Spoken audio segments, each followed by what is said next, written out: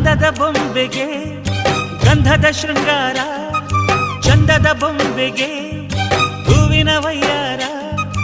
ಬಂಗಾರಕ್ಕೆ ಬಂಗಾರದ ಒಡವೆ ಯಾಕೆ ಹೇಳಿ ತಂದನ, ಹೂವಿಗೆ ಹೂವಿನ ಅಲಂಕಾರ ಯಾಕೆ ತಂದನ. ನಿನ್ನ ನಗುವೆ ಬಂಗಾರ, ಮೌನ ಅಲಂಕಾರ, ನಿನ್ನ ಅಂದವ ನೋಡಿ ನಾನು ಕವಿಯಾದಲ್ಲ. ಅಂದಕ್ಕೆ ಅಂದ ತಂದ ತಂದಾನ.